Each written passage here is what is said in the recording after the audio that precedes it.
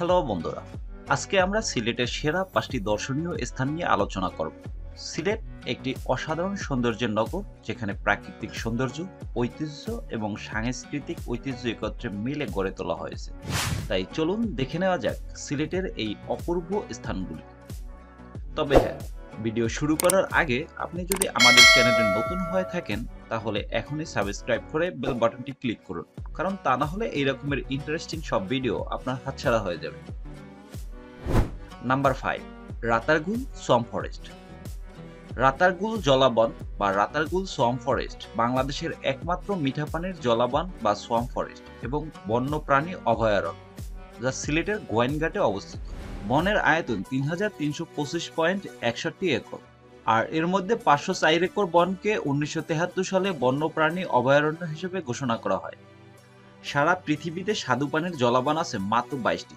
ভারতীয় উপমহাদেশে আছে ২টি, একটি শ্রীলঙ্কায় আর একটি বাংলাদেশের রাতারগুল। সুন্দর বিশাল এ বনের তুলনা চলে একমাত্র আমাজনের সঙ্গে।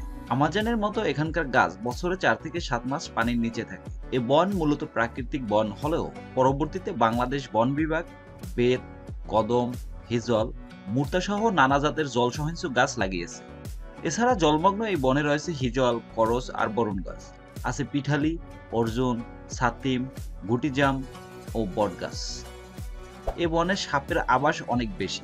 এছাড়া রয়েছে বানর, গুইসাপ, সাদা বক, কানাবক, মাছরাঙ্গা, টিয়া, বুলবুলি, পানকৌড়ি, টুপি, ঘুঘু, চিল এবং বাজ পাখি। বছরের যে কোনো সময় আপনি এখানে ঘুরতে যেতে পারেন, তবে বর্ষাকালে এর প্রকৃতির সৌন্দর্য দেখতে পাওয়া যায়। নাম্বার 4, বিছানাকান্দি। সিলেটের গোয়াইনঘাট উপজেলার রুস্তমপুর ইউনিয়নে অবস্থিত বিছানাকান্দি বাংলাদেশ ভারত সীমান্তে খাসিয়া পাহাড়ের অনেকগুলো ধাপ দুই পাশ থেকে এক বিন্দুতে এসে মিশেছে। পাহাড়ের খাঁজে রয়েছে সুউচ্চ ঝর্ণা। এই স্পটের মূল আকর্ষণ হলো পাথরের উপর দিয়ে বয়ে চলা পানি প্রবাহ। পূর্ব দিক থেকে পিয়াইন নদীর একটি শাখা পাহাড়ের নিচ দিয়ে চলে গেছে ভোলাগঞ্জের দিকে। পাহাড়, নদী, ঝর্ণা আর পাথরের এক সম্মিলিত ও প্রাকৃতিক সৌন্দর্যের লীলাভূমি এই বিছানাকান্দি। বর্ষাকাল বিছানাকান্দি ভ্রমণের জন্য সবচেয়ে উপযুক্ত সময়।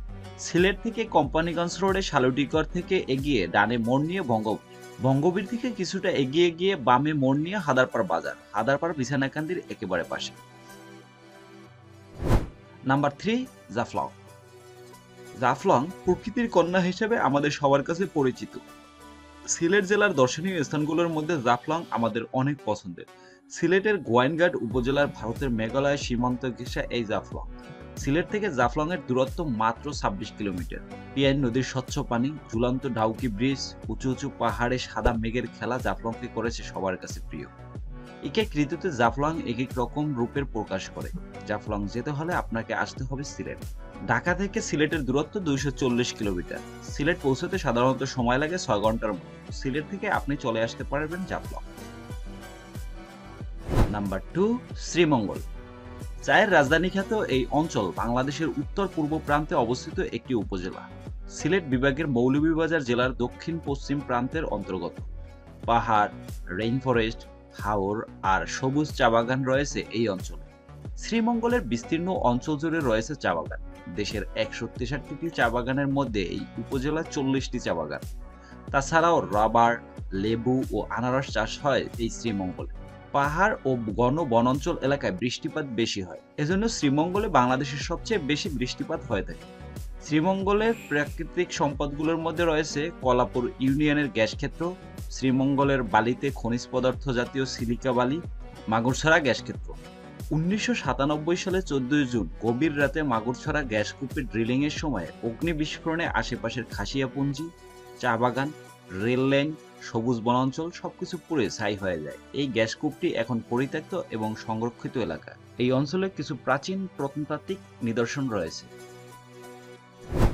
Number 1, Madhabpur lake. সিলেট জেলার দর্শনীয় স্থান মাধবপুর লেক এবং চা বাগান মৌলভীবাজার জেলার কমলগঞ্জ উপজেলায় অবস্থিত। দর্শনীয় মাধবপুর লেক বয়ে গিয়েছে ছোট পাহাড় ও টিলার মধ্য দিয়ে। লেকের চারপাশের বেশিরভাগ পাহাড় ও টিলায় চা চাষ করা হয়। এই লেকের পানি সবসময় ছেয়ে থাকে নীল ও সাদা রঙের পদ্মফুল।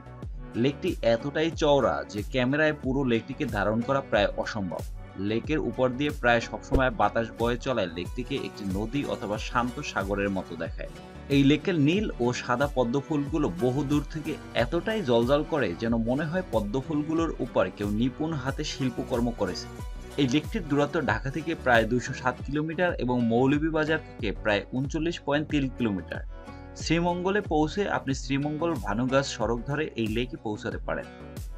তো বন্ধুরা, এই ছিল আমাদের আজকের ভিডিও। আপনি পরবর্তী ট্রিপ কোথায় দিতে চান তা আমাদের কমেন্ট করে জানাতে পারেন।